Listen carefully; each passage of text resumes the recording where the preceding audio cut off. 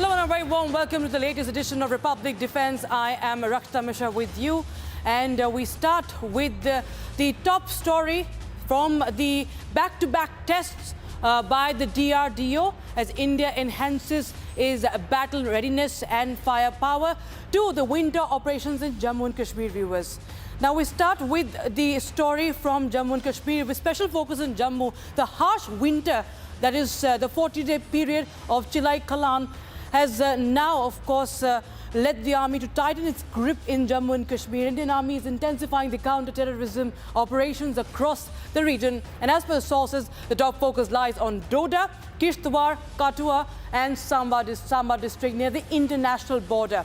Now, defying sub-zero temperatures, heavy snowfall and treacherous terrain, army units have pushed deeper into higher snowbound areas to deny the Pakistani terrorists any seasonal advantage. And this year, the army has in fact shifted the strategy, adopting a more proactive posture, setting up temporary bases and surveillance posts in the remote regions to maintain constant pressure. The regions on your screens are the ones in focus. Meanwhile, the regular patrols are being carried out across ridge lines and forested belts, backed by an integrated multi-agency approach involving the Jammu and Kashmir Police, CRPF, the Special Operations Group, and the Forest Guards and Village Defense Groups as well, Village Defense Guards as well, the VDGs. So you can see the visuals of operations in higher areas. Intelligence assessments are indicating around 30 to 35 Pakistani terrorists remain active in the Jammu region, many forced into isolated high-altitude hideouts due to sustained operations and declining locals. And there has been, of course, many challenges on ground. And to counter this, the forces are overlapping the operations across the valleys and mountain ranges, following a surveillance doctrine to prevent the regrouping of terrorists. Now, the strategy here is twofold: to eliminate the remaining terrorist pockets within the known areas and to ensure that the terrorists remain confined to inhospitable higher reaches. And this not only prevents the terrorists from infiltration or regrouping in populated belts, but also disrupts their logistics and communications also. Let's take a look now at what changes have been brought in. Jammu Kashmir police are carrying out large-scale anti-Fidayeen drills as well in Jammu's Kathua district to strengthen the preparedness against the Fidayeen attacks, that is the suicide terror attacks, the threats of it. The exercises are being conducted now across the border police stations with a special focus on quick reactions, seamless coordination and effective area domination in the event of an attack. Now, the drills aim to neutralize potential Fidayeen threats posed by Pakistan-based terrorists and testing real-time response mechanisms of security forces. And parallelly, in Samba district, the Border Security Force, BSF, the first line of defense, has stepped up security measures along the India-Pakistan international border. We'll just play out the videos from those areas, launching large-scale anti-tunneling and IED detection drives to counter the infiltration attempts from Pakistan. And the operation also involves the K9 squad. Troops are conducting those patrols using specially designed bulletproof bunkers and vehicle fitted with additional surveillance cameras as well. And let's take a look at the reactions that my colleague Gursimran Singh has also been getting us from Jammu.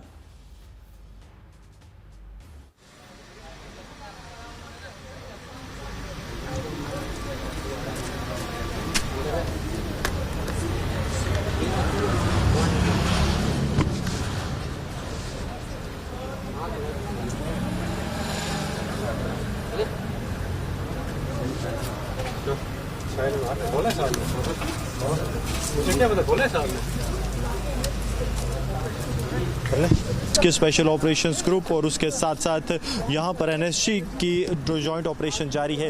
ये teams जो हैं ये इस police station में enter कर रही हैं जहाँ 2 आतंकी मौजूद हैं। आप देखेंगे तो K9 स्क्वाड जो कि नेशनल सिक्योरिटी गार्ड का एक पुलिस के स्पेशल ऑपरेशंस ग्रुप के जवान, ये जॉइंट ऑपरेशंस यहाँ पर मॉक ड्रिल्स जारी हैं। एनएसजी के जवान और स्पेशल ऑपरेशंस ग्रुप दोनों ही पूरे इलाके को घेर कर, आप देखिए वहाँ पर जो है एक ग्रेनेड यहाँ पर लॉब किया है और यहाँ से जो है मूव किया है। सिक्योरिटी जारी है, रेस्क्यू ऑपरेशंस जारी हैं क्योंकि जो होस्टेज सिचुएशन है उसे भी कर्टेल करने के लिए एनएसजी और जम्मू कश्मीर पुलिस ने जॉइंट ऑपरेशंस किए हैं। और अभी अगर अब की बात की जाए तो यहाँ पर 2 आतंकी जो हैं वो इस वक्त पुलिस स्टेशन में मौजूद हैं। ये सिचुएशन है जिसके बाद एनएसजी और जम्मू कश्मीर आ गया बना पकड़ लिया।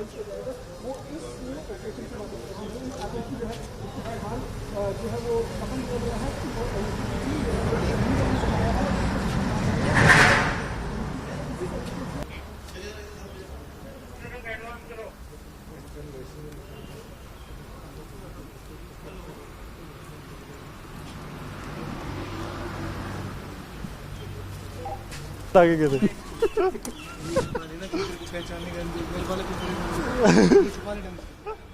These troops of the NSG are now trying to enter the area where the suspected hostage situation is. And here you will see outside this Hiranagar police station, these NSG has entered the premises where the suspected terrorists are. This is a 2-story building that you see where the mega operational drills are underway by the Jammu and Kashmir police and the National Security Guard. This is a 2-story building with roughly having 8 rooms where the suspected terrorists have entered and taken 2 people hostage. But now what is happening, that tactically these jawans of the National Security Guards along with the SOG Kathua, they are moving into the area. What is being done? This is being done to ensure that any threat that is inside that can be decimated within no time. See what they have done. First is the outer cordon that has been led by the Jammu and Kashmir Police Special Operations Group. These SOG jawans have cornered the entire area so that any instance that happens that can be responded in a better manner. Also, that side also, I'll request Sarjeevan that you will see that they have cornered from all the fronts, and when this area is cornered, then the NSG teams are entering this very area.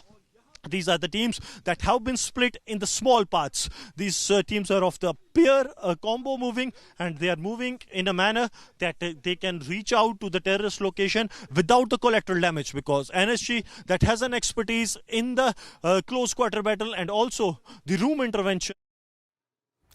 So we have Defence Expert Major Samar Paltu joining us on the broadcast. Many thanks for joining us. And we see that every day, every year, the winter season, the Chilai Kalan, when winter is at its peak, we see that there is a heavy influx of terrorists. But this time we see that given the situation, our army, and not just the army, but other, we have our paramilitary forces as well, and the police, the SOG groups, they've all stepped up the operations. So what is the challenge, if you could help us understand, in high altitude warfare and in such sub-zero temperatures? What are the challenges, and what are the what is the counter strategy that is taken to thwart the attempts from across the border? Rakshita, firstly, winters is a challenge because the passes close. So the challenge comes for the Indian forces that before the passes are about to close, there is going to be 101% attempt for infiltration, which probably has taken place, and there is information that approximately 35 terrorists have infiltrated.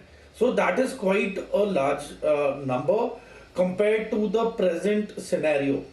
Secondly, you see, with the diminishing local support which has been going on, these terrorists are now, taking advantage of staying at the higher reaches of the mountains so that they cannot be detected, number one. Number two, they can have the overall view of the area and then plan their move. Major Tur, I'm sorry to interrupt you there. Just stay on with us. We have a breaking news coming in. There's a blast reported from Venezuela. In fact, there are back-to-back blasts that have been reported. 7 explosions reportedly have been heard. 7 explosions have been heard. And this is the visual. A huge plume of smoke is visible there. This is the update coming in first from Republic TV. But there are multiple explosions rocking Caracas, that is in Venezuela. And this is the breaking news. It seems that this situation is escalating, and we've seen the tensions between Venezuela and United States as well that have been going on since the past few weeks. But now multiple explosions heard in the capital city of Venezuela, in Caracas, amid the tensions with US. Looks like another big time escalation in here. At least 7 explosions were heard. Low-flying aircraft was seen in the capital city. And what we understand is that now Gustavo Petro says that right now Caracas is being bombed. He says right now they are bombing Caracas. Alert to the whole world. They have attacked Venezuela. They are bombing with missiles. The OAS and the UN must meet immediately. So this is this is the update we have right now. Major Samapatul continues to be with the Major Tour. Well, it seems that this is an escalation between US and Venezuela. We see huge plumes of smoke, and reportedly 7 explosions have been reported from Caracas. Rakshita, on the 3rd of January, that is today itself, in the morning at 6 a.m., a NOTAM was issued by the United States FAA. So that is one of the major reasons that this NOTAM has prohibited any American civil aircrafts to fly above Venezuela or its airspace. So that was a clear-cut indication. Secondly, yesterday there has been a visit by one of the Chinese foreign ministers to Venezuela. So that is one of the major concerning factors, that China is now actively involved in supporting Venezuela against the American forces. And in the coming few days, it is going to be visually seen that how the Chinese anti-aircraft grid is effective, how the Chinese weapon systems are going to be effective against the American weapon systems. And that is what Maduro has been doing for the last 3 months. He has been weaponizing his country. He has been purchasing HQ-9s and fighter aircrafts from the Chinese. So now I am sure that, you see, China is now a proxy in the war between the Americans and the Venezuelans. And I certainly feel that Russia is involved as well in weaponizing Venezuela, but is going to keep out of it actively and is not going to come out publicly in support of Venezuela because of the Russia-Ukraine war and the crisis taking place there. So yes, this is a developing situation, and the anticipated attack was expected in the end of September, which is now probably come on the 3rd of January. So now it depends that how long the fight is going to be, and it also depends upon the public of Venezuela, whether they will be accommodating and welcoming the American forces against the Maduro military and the private military contractors, or the people of Venezuela are going to side with Maduro. That is a matter of, I think, hours, which will define how the war is going to pan out between USA and Venezuela. Right, sir. What is the options? As we see Gustavo Petro of Colombia, he is urging UN to intervene. But what really is the option for Venezuela from here on? I certainly feel that Venezuela doesn't have any options left. They've already been given more than 3 months to respond to the Americans, and but sadly there were no negotiations taking place. There were only threats and lack of control of the drug cartels by Maduro and his military. So because of that, one of the major reasons was the drug cartels and the drug trade, and fentanyl has been a very a menace creating drug which has infiltrated the US everywhere and has crippled most of the lower class population in the US. And that is one of the major reasons that the crime rate had gone up, and the illegal immigrants were moving into from Venezuela and just to carry out drug deals and facilitate the drug cartels in receiving and sending of drugs from the US to Venezuela. So, President Trump had very openly declared a war against the drug cartels. They had openly been making public the decimation of the drug cartel boards, and their cartel members were being terminated and liquidated by the US forces and the US Navy. However, I think now is the time where they are going to move in and take out Maduro from the leadership. And one of the major reasons is Maduro getting closer to Russia and China, as well as, he had inked many trade deals with China and Russia in terms of oil. So that was one of the major reasons what was irking US long back. And I certainly feel that this war is not going to go in favor of the United States, because looking at the past of the Americans and how they dealt with the national asset, so-called crude oil in Syria, which was stolen in very large quantities by the Americans, same would be replicated over here, which I certainly feel that Russia and China are now going to draw the line by being proxies for Venezuela and providing Venezuela the latest weapon systems to counter the Americans. But you see, right now the war has just begun, and let's see how it pans out. But it is not going to be a short war. It is not going to be a conclusive war immediately. It is going to be a long haul, similar to what we have witnessed in Ukraine versus the Russians, in which the Americans have openly backed the Ukrainians. The Europeans have backed the Ukrainians against the Russians. Yeah. So I certainly feel that Russia and China are not going to back out, and they are going to give in their full support, however and whatever they can, to Venezuela to counter the American forces. Is it and to does it keep align the with American forces- Major Tour, does it align with the international law as far as the actions of America are concerned? Rakshita, you see, as far as the United Nations is concerned, it has already been a failure in terms of peacekeeping in Africa. It has cut down on the funding. President Trump has already, when he took over office, he had said that he is not going to contribute much to the fundings to the United Nations. That is one of the major reasons that UN is facing dearth of funds, and it is not able to employ or recruit new people for carrying out their peacekeeping roles in terms of civil as well as the forces point of view. The troop contributing countries have been asked to reduce their troops in terms of UN peacekeeping. So yes, it is all come down to the funding aspect, which America has cut down, and so the UN has actually become ineffective. It all depends now how much China is willing to take the lead and contribute to the United Nations in terms of funding to make it run in a smoother and an effective way. But presently, I really do not see any strong action by the UN other than it urging. पहले ही जम्मू कश्मीर के बारामूला में बौद्ध काल की प्रमुख Buddhist site का पता चला है। अब इसके संरक्षण का काम तेज किया जा रहा है। साथियों, पिछले 10-11 वर्षों में भारत ने बौद्ध स्थलों को आधुनिकता से जोड़ने का भी प्रयास किया है।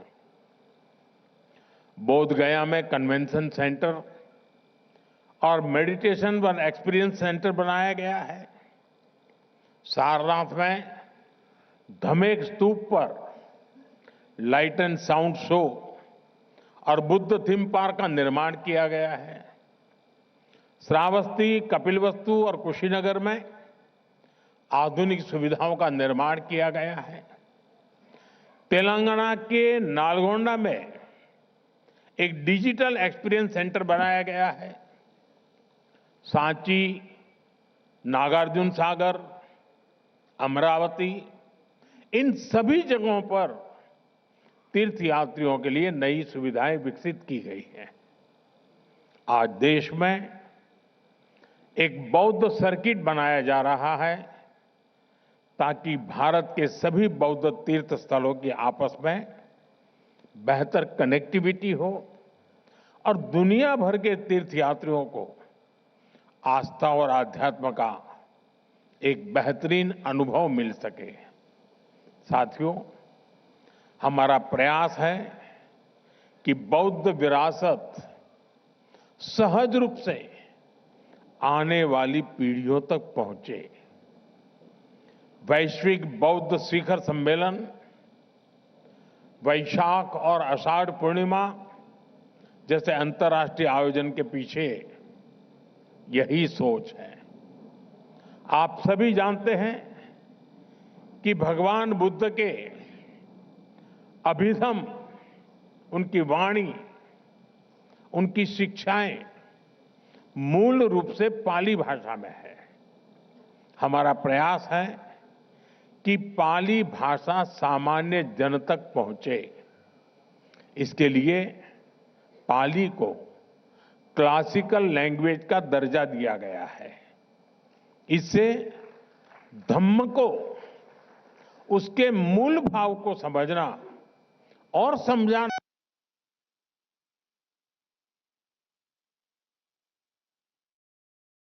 Right, that is the Prime Minister right now. The Prime Minister's address as he inaugurates the Grand International Exposition of Sacred Piprava relics, titled "The Light and the Lotus: Relics of the Awakened One," and he was speaking right now during this event of the inauguration.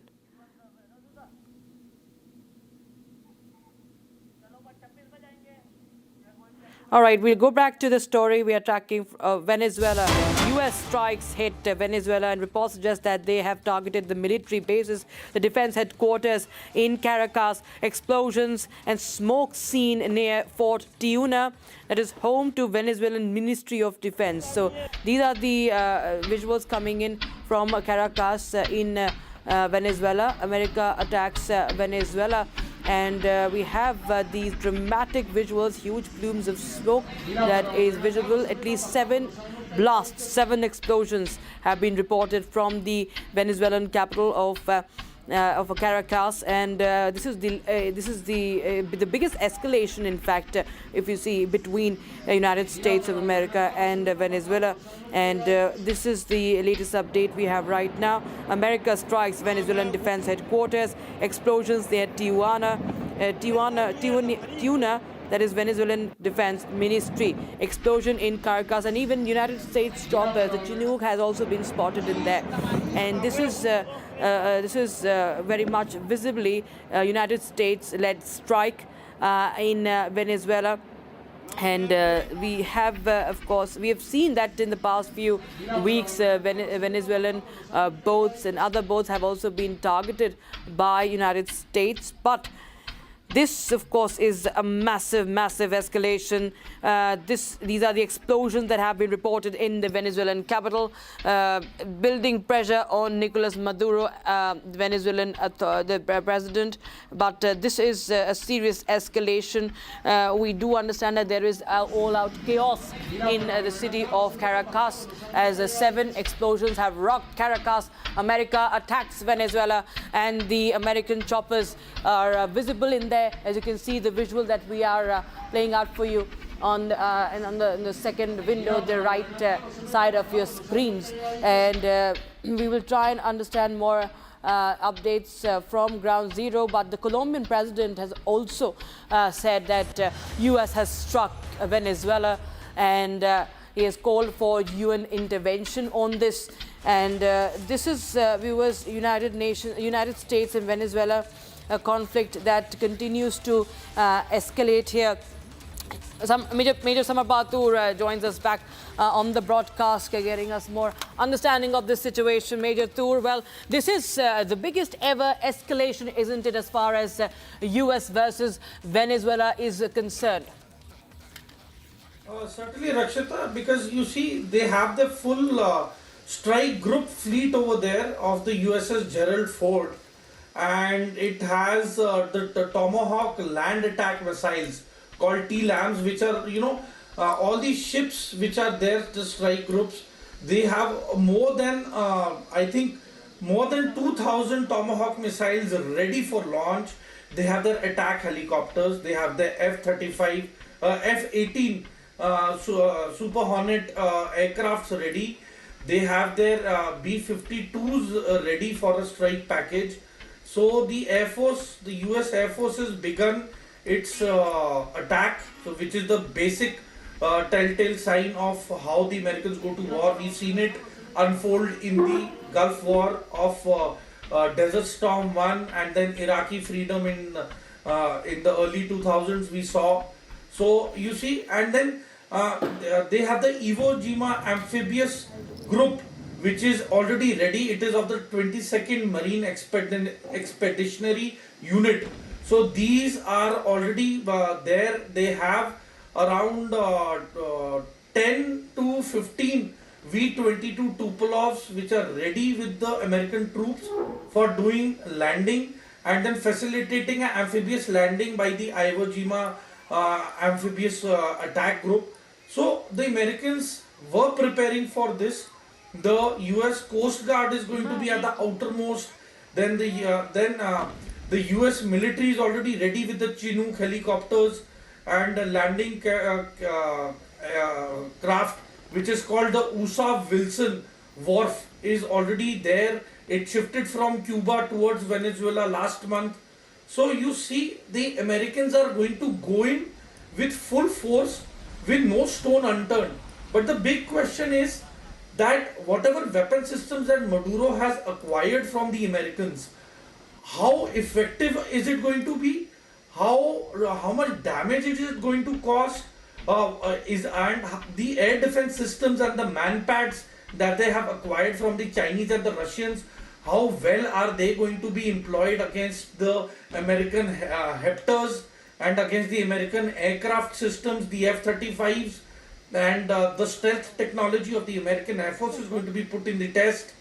And as far as you see the aerial bombing is concerned, Americans will lose the initiative if they land up bombing civilian areas, because then it will become a chaotic scene for them and they will lose all support from the people of Venezuela who are not in favor of Maduro to be in power.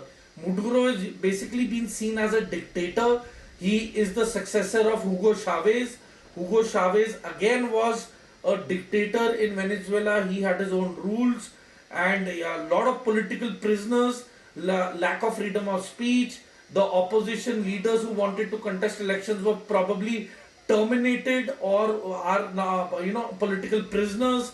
Their families kidnapped. So lot of political turmoil has already been taken place, and that is one of the major reasons why Americans will be facilitated by majority of the people of Venezuela, because their economy is gone down due to the sanctions. The local people are suffering, the businesses are suffering, the lack of medical facilities and basic amenities like full-time electricity is not being able to be provided to the public of Venezuela. Food is very expensive, clothing is again very expensive. So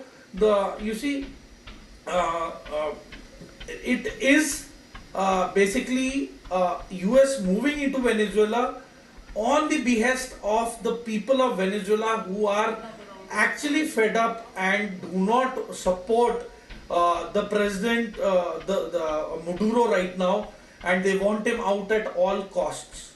Yeah, absolutely. Viewers, just to update you, American strikes on the Venezuelan capital. American choppers spotted near the site of explosions, and reports suggest that the defense base, the defense headquarters of Venezuela was on target, and that has been struck. At least 7 explosions have hit Caracas. Low-flying aircraft also, the sound of them also heard. And what we understand is that this happened around 2 a.m. local time Saturday in Venezuelan capital. Not immediately clear what was behind the explosions, but this is the